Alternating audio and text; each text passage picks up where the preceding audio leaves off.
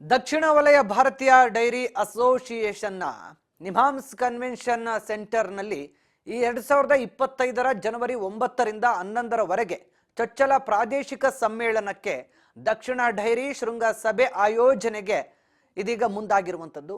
ದಕ್ಷಿಣ dairy ಶೃಂಗಸಭೆ 2025ನ್ನ ಆಯೋಜಿಸಲಾಗಿದ್ದು ಭಾರತೀಯ ಡೈರಿ ಅಸೋಸಿಯೇಷನ್ ಅಧ್ಯಕ್ಷ ಡಾಕ್ಟರ್ ಸತೀಶ್ ಕುಲಕರ್ಣಿ, ಸಂಘಟನಾ ಕಾರ್ಯದರ್ಶಿ KS ರಾಮಚಂದ್ರ ಆಯೋಜನೆ ಮಾಡಿರುವ ಬಗ್ಗೆ ತಿಳಿಸಿದ್ದಾರೆ. ಬೆಂಗಳೂರಿನಲ್ಲಿ ಮಾತನಾಡಿದ ಅವರು 3 ದಿನಗಳ ಈವೆಂಟ್ನಲ್ಲಿ ದೇಶದಾದ್ಯಂತ ಸುಮಾರು 1000 ಪ್ರತಿನಿಧಿಗಳು ಭಾಗವಹಿಸುವ ನಿರೀಕ್ಷೆ ಇದೆ ಅಂತ ಹೇಳಿದ್ದಾರೆ. ಸಂಶೋಧಕರು, ಶಿಕ್ಷಕ, ತಜ್ಞರು ಮತ್ತು ವಿದ್ಯಾರ್ಥಿಗಳು, ರೈತರು, ವೃತ್ತಿಪರರು ಮತ್ತು ಯೋಜಕರು, ಡೈರಿ ಉದ್ಯಮದಿಂದ ಉದ್ಯಮಿಗಳು ಮತ್ತು ಡೊನೇಟರ್ಗಳು 3 ದಿನಗಳ ಸಮ್ಮೇಳನದಲ್ಲಿ ಸುಮಾರು 10 ತಾಂತ್ರಿಕ ಮತ್ತು ವೈಜ್ಞಾನಿಕ ಸೆಷನ್ಗಳನ್ನು ಆಯೋಜನೆ ಮಾಡಲಾಗಿದೆ. ಇಲ್ಲಿ ಭಾಗವಹಿಸುತ್ತಾರೆ. ದೇಶದಾದ್ಯಂತ ಪ್ರತ್ಯೇಕ ಭಾಷಣಕಾರರಿಂದ 40ಕ್ಕೂ ಹೆಚ್ಚು ಪ್ರಬಂಧಗಳನ್ನು ಕೂಡ ಮಂಡಿಸಲಾಗುತ್ತೆ ಅಂತ ಹೇಳಿದ್ದಾರೆ.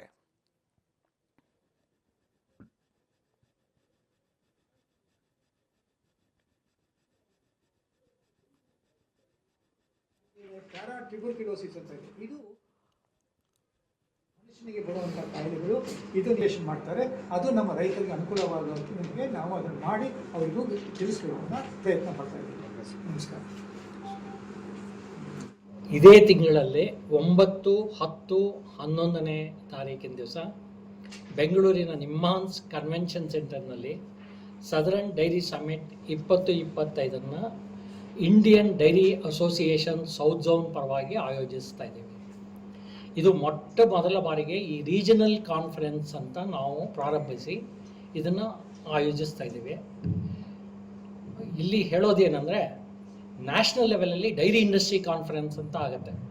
ಅದು ಮೊಟ್ಟ ಮೊದಲ ಬಾರಿಗೆ 1948ರಲ್ಲಿ 1948ನಲ್ಲಿ ಬೆಂಗಳೂರಿನಲ್ಲೇ ನಡೆದಿತ್ತು.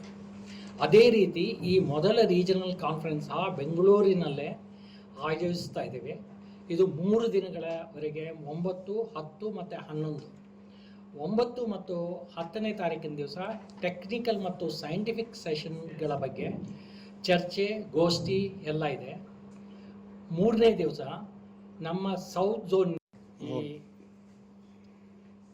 ಇದೇ ತಿಂಗಳಲ್ಲಿ 9, 10, 11ನೇ ತಾರೀಕಿನ ದಿವಸ ಬೆಂಗಳೂರಿನ ನಿಮ್ಹಾನ್ಸ್ ಕನ್ವೆನ್ಷನ್ ಸೆಂಟರ್ನಲ್ಲಿ southern dairy summit 2025 Indian dairy association south zone ಪರವಾಗಿ ಆಯೋಜಿಸ್ತಾ ಇದ್ದೀವಿ. ಇದು ಮೊಟ್ಟ ಮೊದಲ ಬಾರಿಗೆ ಈ ರೀಜನಲ್ ಕಾನ್ಫರೆನ್ಸ್ ಅಂತ ನಾವು ಪ್ರಾರಂಭಿಸಿ ಇದನ್ನು ಆಯೋಜಿಸ್ತಾ ಇದ್ದೀವಿ. ಇಲ್ಲಿ ಹೇಳೋದೇನೆಂದರೆ, ನ್ಯಾಷನಲ್ ಲೆವೆಲಲ್ಲಿ